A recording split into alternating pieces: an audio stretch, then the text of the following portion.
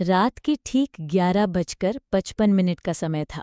मुंबई की हलचल अब शांत हो चुकी थी। प्लेटफॉर्म नंबर 3 पर सन्नाटा पसरा था। बाकी दिन की भीड़भाड़ से बिल्कुल उलट माहौल। बस कुछ गिने चुने लोग ही ट्रेन का इंतजार कर रहे थे।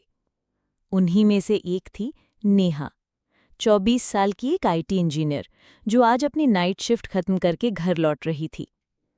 नेहा ने हमेशा की तरह अपना काम 11 बजे खत्म किया और ऑफिस से निकलकर लोकल ट्रेन पकड़ने के लिए स्टेशन की ओर चल दी। रोज की तरह उसने अपने हेडफोन कानों में डाले, मोबाइल में स्पॉटिफाई पर अपने पसंदीदा सॉन्ग प्ले किए और धीमी चाल से स्टेशन पहुंच गई। प्लेटफॉर्म पर पहुंचते ही उसने देखा कि आखिरी लोकल थोड़ी देर से आने वाली थी। एलईडी बोर्ड पर लिखा था, ट्रेन संख्या 93213 CST लोकल, आगमन समय 12:07 AM, विलंबित। नेहा ने गहरी सांस ली और बेंच पर बैठकर मोबाइल पर स्क्रॉल करने लगी। तभी अचानक एलईडी बोर्ड की लाइट झपकने लगी। लिखा हुआ टेक्स्ट अस्पष्ट हो गया और कुछ सेकंड बाद पूरी तरह बंद हो गया। प्लेटफॉर्म की बत्तियां भी हल्की हल्की मंद पड़ने लगीं। नेहा ने इधर उधर देखा पर वहां सिर्फ 2-3 लोग ही थे, वो भी एक कोने में बैठे थे। उसने हेडफोन उतारकर आवाज सुनने की कोशिश की। सब शांत था, बेहद शांत। फिर एक हल्की सी आवाज आई, ट्रेन प्लेटफॉर्म नंबर 3 पर प्रवेश कर रही है, कृपया सावधानी बरतें।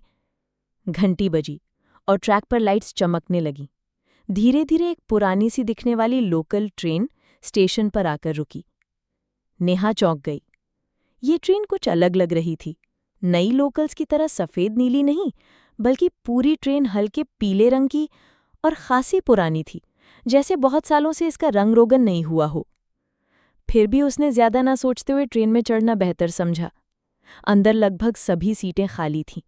बस एक बुजुर्ग आदमी एक कोने में बैठे थे, जिनका चेहरा खिड़की की ओर था। नेहा ने एक विंडो सीट पर बैठ गई। ट्रेन धीरे धीरे चल पड़ी। रात के इस समय उसे सफ़र में चैन मिलता था, लेकिन आज कुछ अजीब सा महसूस हो रहा था। ट्रेन की लाइट्स धीमी थीं, पंखे पुराने थे और एक अजीब सी सीटी बार बार बज रही थी। लगभग 10 मिनट बाद, जब ट्रेन को अगले स्टेशन घाटकोपर पहुंच जाना चाहिए था, तब नेहा ने खिड़की से बाहर झांका, लेकिन न स्टेशन था, न कोई स्टॉपिंग, न अनाउंसमेंट। उसने घबराकर अपने मोबाइल से लाइव लोकेशन चेक की। स्क्रीन पर लिखा आया, लोकेशन नॉट डिटेक्टेड। नेहा को पसीना आने लगा। उसने तुरंत पापा को कॉल लगाया। पापा, ट्रेन किसी स्टेशन पर नहीं रुक रही और जीपीएस भी काम नहीं कर रहा। मुझे बहुत अजीब लग रहा है। पापा ने शांत आवाज में कहा, बेटा घबराओ मत। ट्रेन जैसे ही अगला स्टेशन आए, उतर जाना। मैं तुम्हें लेने आ जाऊंगा। नेहा ने ठीक है कहकर फोन काट दिया। वो वापस बैठी ही थी कि ट्रेन की बत्तियां झपकने लगी। अचानक पूरी ट्रेन कुछ सेकंड के लिए अंधेरे में डूब गई। फिर बत्तियां लौटीं, लेकिन अब नेहा को महसूस हुआ कि ट्रेन में कोई हलचल हो रही है। खिड़की से झांकते हुए उसने देखा कि कोच के आखिर में कोई महिला सफ़ेद साड़ी में बैठी थी। बाल बिखरे हुए, चेहरा साफ नहीं दिख रहा था। वो कुछ गुनगुना रही थी। डर की मारे वो दूसरी ओर देखने लगी। तभी खिड़की पर जोर से किसी ने थपथपाया। उसने झटके से देखा, बाहर कुछ नहीं था। ट्रेन की रफ्तार बढ़ गई थी और फिर ट्रेन अचानक एक स्टेशन पर रुक गई। नेहा ने राहत की सांस ली और उतरने के लिए तैयार हुई, लेकिन जैसे ही उसने बाहर कदम रखा, प्लेटफॉर्म पर घना अंधेरा था। कोई बोर्ड, कोई इंसान, कुछ नहीं। मोबाइल की फ्लैश ऑन करके उसने बाहर कदम रखा। प्लेटफॉर्म पर एक टूटा फूटा बोर्ड पड़ा था, जिस पर धुंधले शब्दों में लिखा था, छाया नगर स्टेशन। नेहा ने यह नाम कभी नहीं सुना था, ना गूगल पर दिख रहा था, ना रेलवे मैप पर। तभी पीछे से ट्रेन की सीटी बजी। वो पलट कर देखती है, ट्रेन गायब हो चुकी थी। अब नेहा पूरी तरह डर चुकी थी। उसने दौड़ना शुरू कर दिया, लेकिन प्लेटफॉर्म के दोनों छोर अंधेरे में गायब हो रहे थे। आगे बढ़ते ही उसे एक कोने में झिलमिलाती लाइट दिखाई दी। वहां एक छोटा सा टी स्टॉल था, पर पूरी तरह वीरान। लेकिन बेंच पर एक आदमी बैठा था। नेहा ने हिम्मत करके पूछा, माफ कीजिए, ये कौन सा स्टेशन है? आदमी ने सिर झुकाए कहा, जहां से कोई वापस नहीं जाता। नेहा सन्न रह गई। वो पीछे मुड़ी और वहां से भागने लगी। तभी पीछे से वही महिला जो ट्रेन में बैठी थी उसका नाम पुकारने लगी। आवाज में गुस्सा और अजीब सी गूंज थी। नेहा, ठहरो, तुम अब हमारी हो। नेहा का दिल जोर से धड़कने लगा। उसने रास्ता खोजने के लिए रेलवे ट्रैक पर दौड़ लगाई। उसका मोबाइल अब पूरी तरह बंद हो चुका था। जैसे ही वो ट्रैक पर भाग रही थी, उसे अपने पीछे किसी के दौड़ने की आवाजें आने लगी। तेज, भारी कदम, जैसे कोई पीछे पीछे भाग रहा हो। वो मुड़ी नहीं, बस दौड़ती रही।